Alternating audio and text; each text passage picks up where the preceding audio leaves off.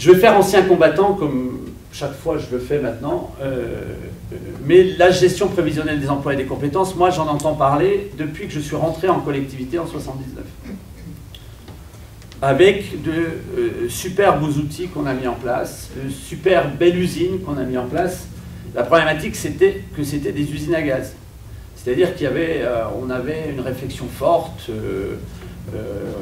on allait révolutionner les choses, on allait mettre en place tout, puis souvent ça faisait au bout de 2-3 ans, parce que le porteur du projet partait dans le cadre d'une évolution professionnelle, parce qu'il y avait un changement politique, parce que simplement il y avait un changement de directeur général.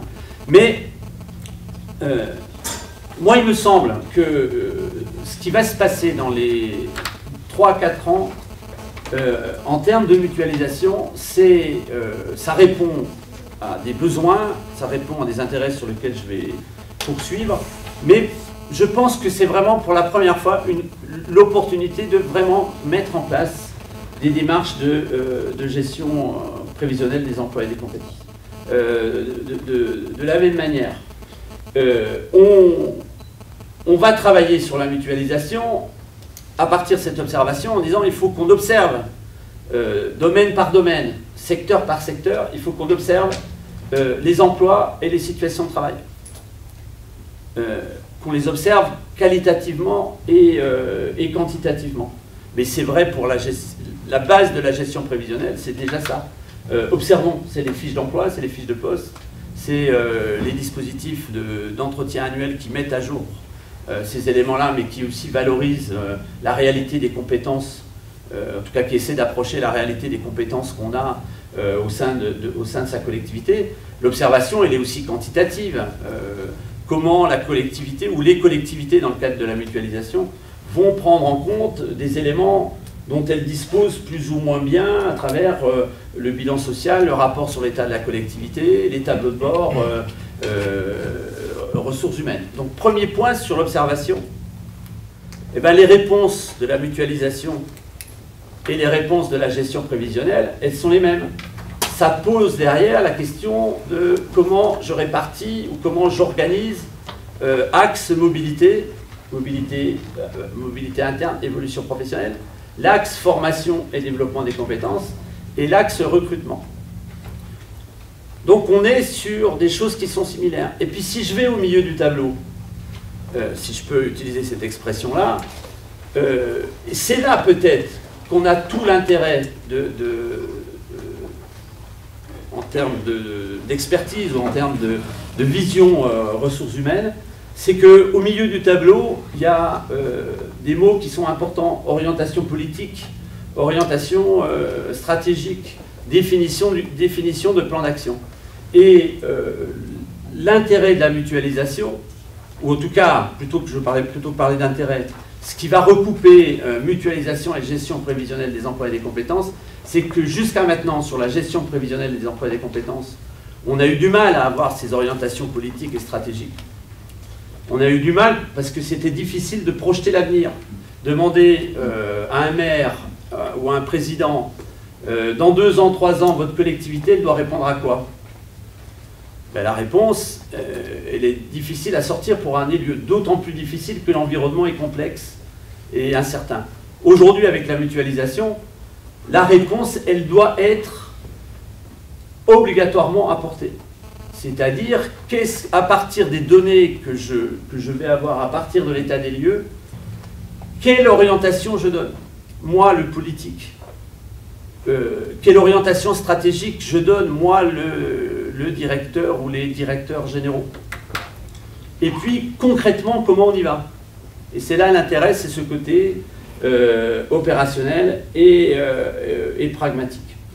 Simplement, ce qui, moi, me semble important de souligner dans ce contexte général, c'est à la fois la situation, parce que c'est deux éléments qui interviennent de manière très forte et qui sont des contraintes opportunités pour à la fois avancer sur la mutualisation et la gestion prévisionnelle des emplois et des compétences. C'est bien sûr le contexte financier dans lequel se situent aujourd'hui et surtout demain les collectivités. c'est clair que c'est en partie les collectivités territoriales, et même je dirais en bonne partie les collectivités territoriales, qui vont supporter les restrictions financières des prochaines années. Donc ce cadre, cette contrainte-là, elle est extrêmement forte. Mais je pense qu'il y a aussi une autre contrainte qui est à prendre en considération, c'est que la situation dans laquelle on est pose des enjeux très forts pour le service public local.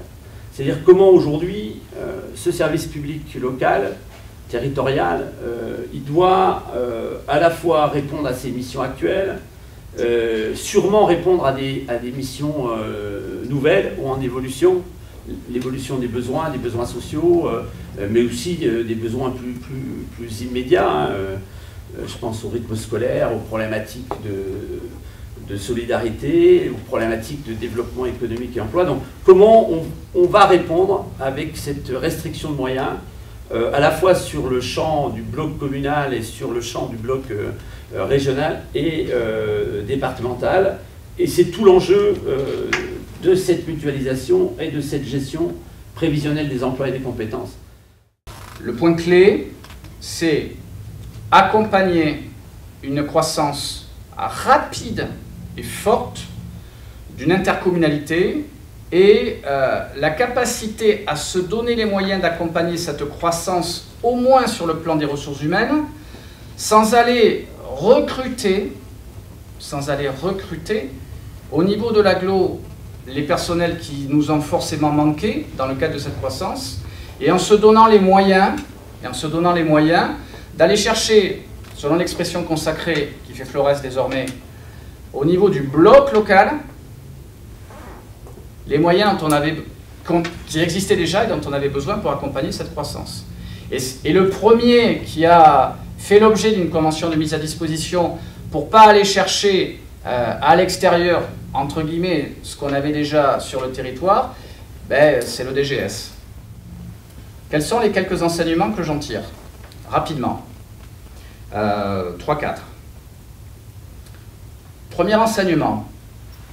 Alors là, je suis dans la pratique, dans le concret. En réalité, les mises à disposition et les mutualisations, on les a faites au coup par coup. Encore une fois, il fallait qu'on s'adapte à une croissance forte et rapide. On s'est adapté. Et donc, on a fait passer régulièrement devant les conseils municipaux et devant le conseil d'agglomération des conventions pour dire « Oh là là, là on a un patch à mettre en termes de mutualisation sur tel ou tel secteur d'activité, on va le mettre. » Et on l'a fait donc de manière successive, de manière segmentée, de manière tranchée. Bon, sur un plan pratique et opérationnel, c'est ce qu'il fallait faire, on l'a fait, je n'ai aucun regret. En revanche, on l'a fait sans vision globale. Ça a manqué. Ça a manqué pour les élus comme pour les agents. Les agents se sont posés dans les services, notamment de la ville de Tulle, et se posent toujours la question, c'est quand mon tour? C'est quand mon tour? Ça, c'est pas bon. Laisser les agents dans cette incertitude, c'est bon. Donc il faut la vision globale, développée en amont, qui permet la pédagogie d'explication et qui permette une perspective. Premier enseignement. Le fait de faire des mutualisations, des mises à disposition au coup par coup, ça a donné l'impression à certains élus d'une forme de mutualisation que je qualifierais de rampante. Et de manière rampante, une forme d'appropriation par la ville de Tulle du fonctionnement interne, donc de la ville-centre, de l'agglomération. Là aussi, avec une vision globale et plus amont des choses, sur un plan politique, les choses auraient été mieux comprises et mieux appréhendées. On fait ça parce qu'on va là-bas. Comme on ne l'a pas fait, pris par le temps que nous étions, les élus ne voyaient pas bien non plus quelles allaient être les prochaines étapes. Et ils ne voyaient pas bien où ça allait s'arrêter. Donc il y a une problématique, c'est la première. À un moment donné, il faut se poser, observer et avoir la vision globale qui permette de tracer une perspective. Faute de quoi, On peut avoir des problèmes de clash politique et on peut avoir des problèmes, y compris de clash social, avec des gens, des agents qui occupent l'hôtel de ville. Quand on peut éviter ça, c'est mieux. Voilà, je ne fais pas grief, pas du tout. Moi, j'ai eu aussi un mouvement de grève à gérer, pour des raisons à la fois identiques et un peu différentes, mais c'est toujours compliqué, c'est toujours désagréable. Donc, voilà, premier enseignement. Deuxième enseignement, je pense que vous l'avez saisi dans mon propos, deuxième enseignement important, aujourd'hui sur notre territoire, toutes les mutualisations, toutes, sont ascendantes. Ce sont des agents municipaux, je suis employé de la ville de Tulle, qui sont mis à disposition de l'Interco. Moi, technicien, je préconise et je préconiserai aux élus d'arrêter les mutualisations ascendantes. De toute façon, aujourd'hui, c'est clairement le sens de l'histoire, et y compris de l'histoire législative. Mais aujourd'hui, la totalité des mutualisations sur notre territoire, elles sont ascendantes. Sachez que non seulement la loi va petit à petit les interdire pour aller vers des mutualisations descendantes, c'est-à-dire avec des agents estampillés intercommunalité remis à disposition pour faire de la mutualisation ou du service unique des communes membres. En tout cas, c'est l'esprit de la loi, avec Clairement. la possibilité de garder quand même des mutualisations ascendantes, dans certains cas. Voilà. Quand l'organisation le justifie. Absolument. Il y aura toujours cette petite soupape de sécurité qui sera laissée.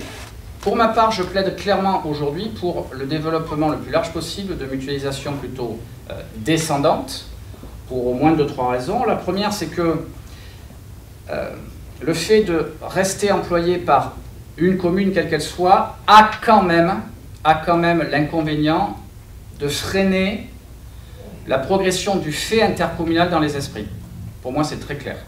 Deuxième élément, c'est que, et je reviens à ce qu'on évoquait tout à l'heure, le fait de développer des conventions croisées avec des agents qui restent municipaux, en termes de gestion, c'est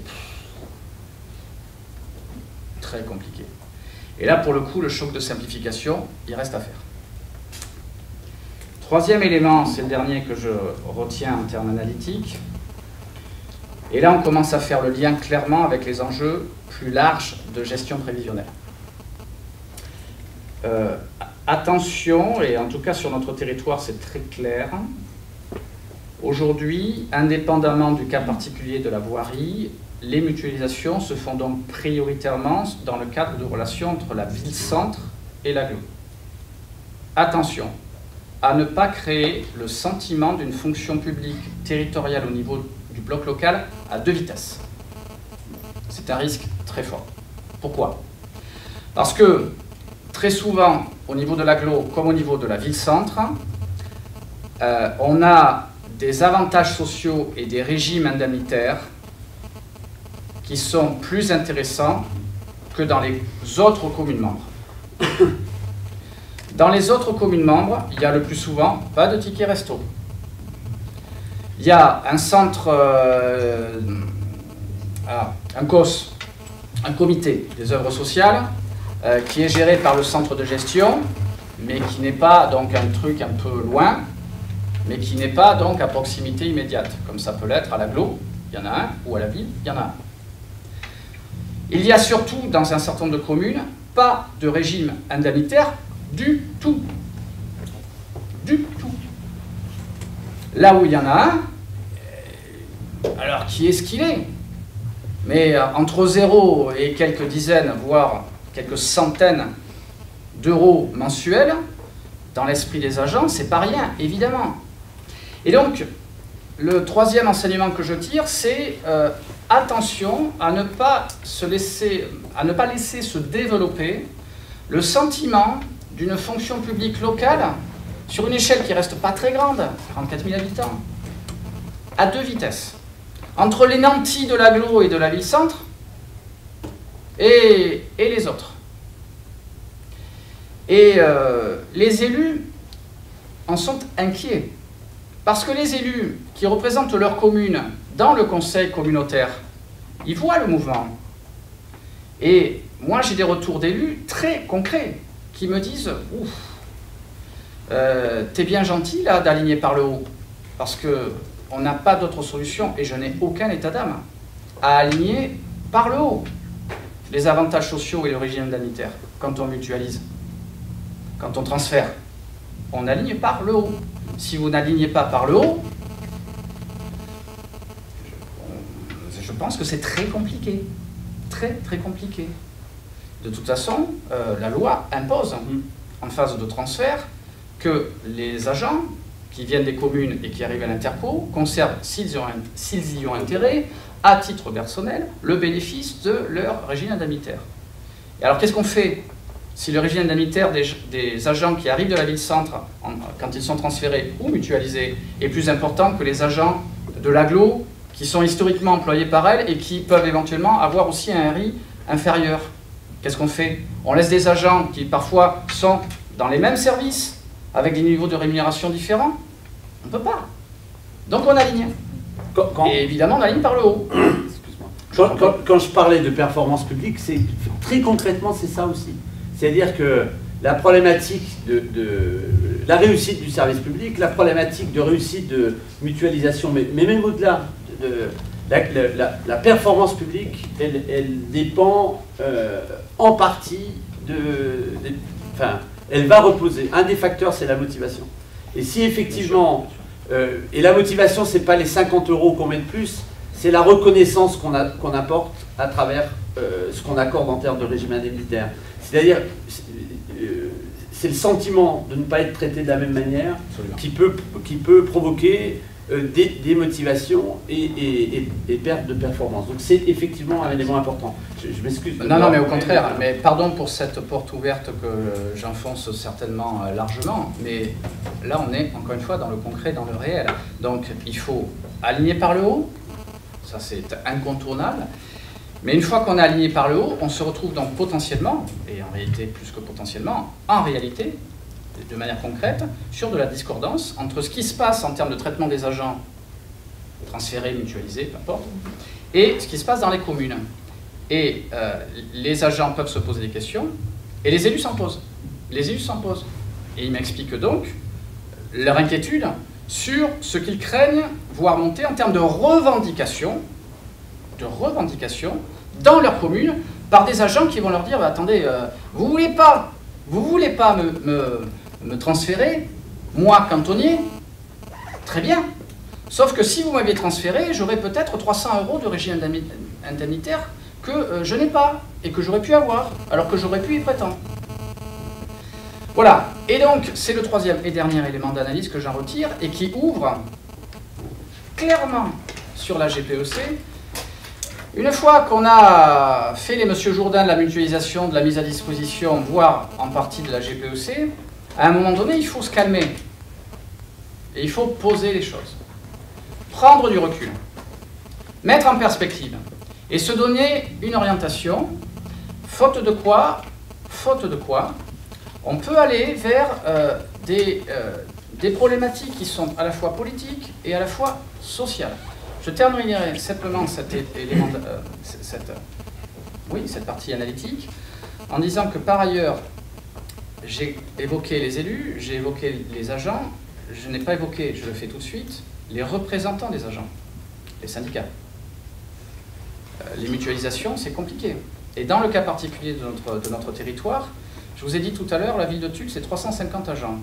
Dans le cas particulier du statut de ville-préfecture qui est le sien, le seuil d'affiliation de la ville au centre de gestion plutôt qu'au CNFPT, c'est 300. Et en réalité, dans les 350 agents, j'ai du non statutaire. Ce qui compte, c'est le nombre d'agents statutaires pour définir le seuil de 300. À l'heure où je vous parle, je dois être à 301 ou à 302. Le prochain mouvement de transfert de compétences, hop, je crève le plancher. C'est un vrai problème. Pour moi, au niveau local, pour la petite histoire, c'est un vrai problème parce que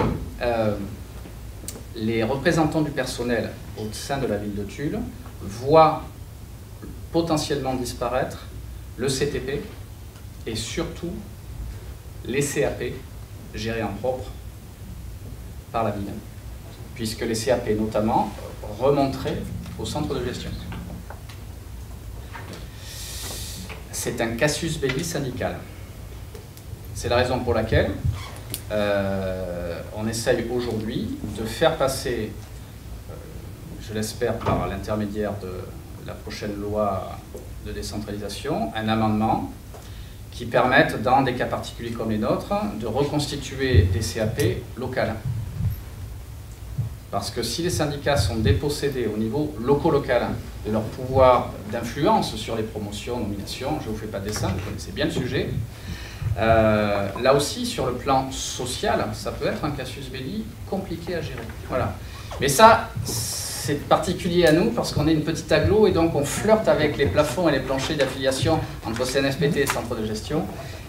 Mais ça me permet simplement d'introduire sur la partie analytique la question centrale, évidemment, de la relation aussi aux représentants du personnel, pour faire en sorte que, une fois qu'on a beaucoup avancé sans avoir trop de bâtons dans les roues, il faut quand même se poser, et que pour se poser, il y a, je pense, aujourd'hui, et j'en suis profondément convaincu, ce sera ma conclusion de tout à l'heure, qu'il y a une excellente méthode pour le faire, c'est la gestion prévisionnelle des emplois et des compétences.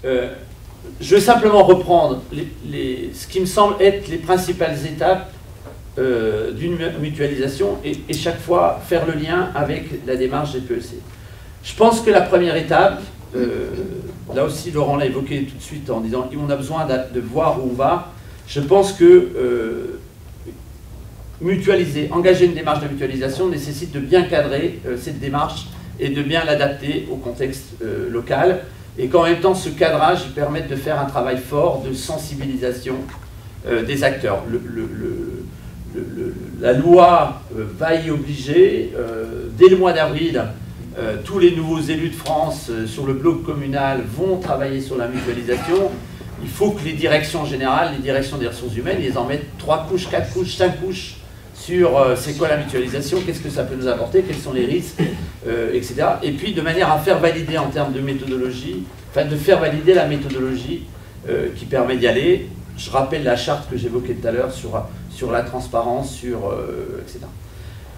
Deuxième étape, elle va être vraiment la base de données. Elle va permettre de déboucher sur la base de données. C'est effectivement un travail d'état des lieux et de recensement des besoins. Et ça va être un travail quantitatif et qualitatif important. Là aussi, il faut être opérationnel, pragmatique. C'est-à-dire qu'il faut partir avec ce qu'on a. Il ne faut pas se dire on a besoin d'avoir partout des fiches d'emploi et des fiches de poste, et partout des entretiens professionnels, et partout, je ne sais pas quoi, et partout de bons tableaux de bord. Je ne sais plus qui travaille sur les systèmes d'information dédiés aux ressources humaines. Ben oui, mais partons déjà avec ce qu'on a, parce qu'avec ce qu'on a déjà aujourd'hui, et souvent on a plus que ce qu'on croit, on peut déjà engager un travail important d'observation. Et avec implication des acteurs, des différents acteurs, c'est-à-dire qu'on va situer le travail à 2 niveaux, à la fois sur le recueil des données, des besoins au niveau de la fonction RH, au niveau de la direction générale, mais aussi l'implication des différents acteurs qui peuvent nous apporter des éléments qualitatifs extrêmement importants, y compris en termes de réflexion sur quels sont les avantages, enfin, quels sont les plus et les moins, les points forts et les axes et les points de vigilance de tel niveau de mutualisation par rapport aujourd'hui à tel ou tel type d'activité. Et vraiment, cette étape-là est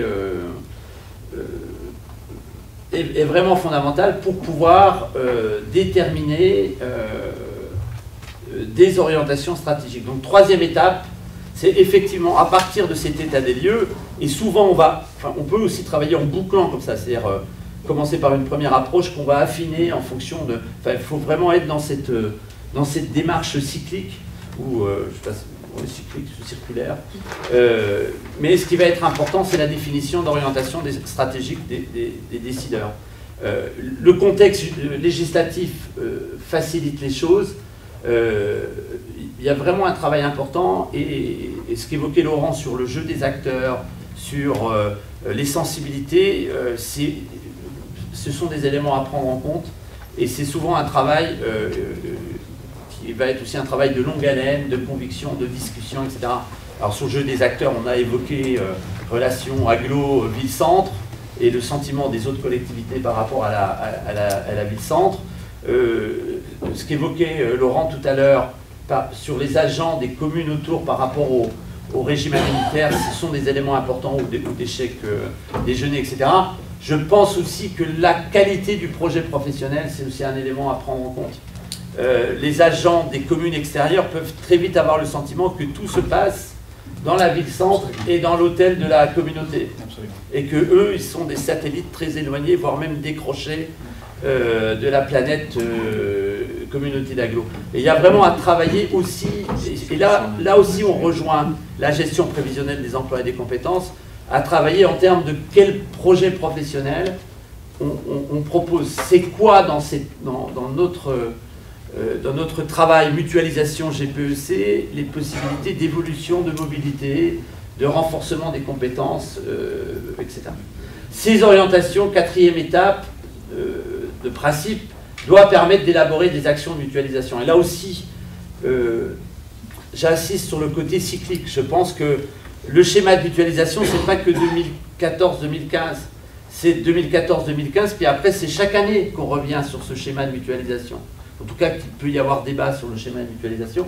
Et je pense qu'engager des actions, les évaluer, enfin, on est vraiment dans la boucle d'ingénierie, va être un élément important. Et dans cette élaboration des actions de mutualisation, l'implication des acteurs, la co-construction, aussi loin que possible tenant compte du contexte, me semble être un élément important pour déboucher sur ce schéma de mutualisation qu'on pourrait qualifier de cinquième étape, et sur sa mise en œuvre et ce suivi et cette évaluation.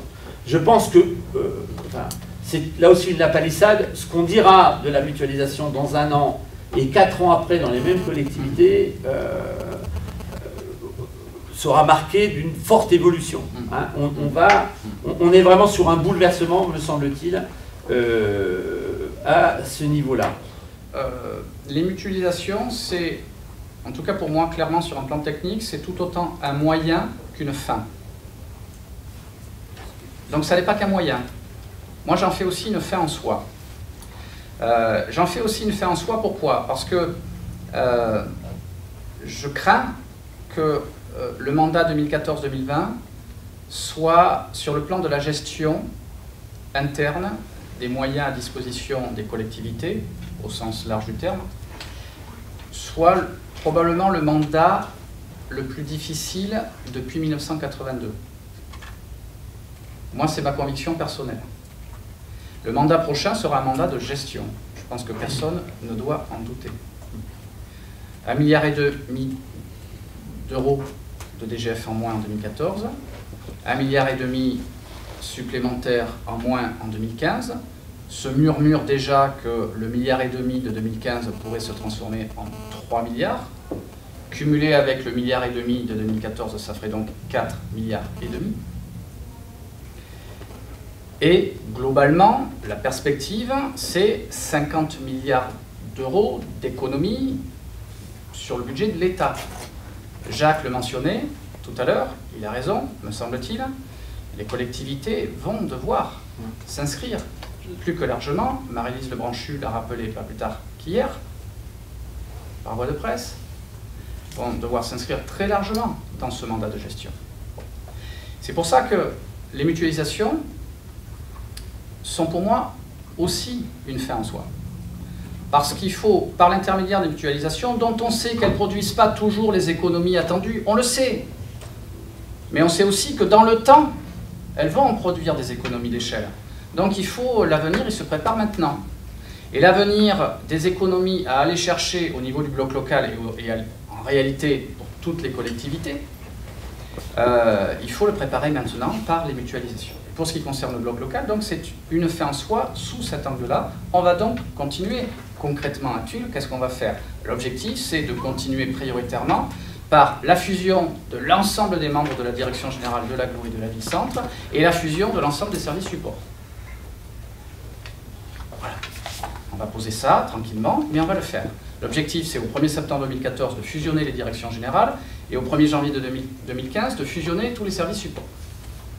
Pour arriver en mai 2015,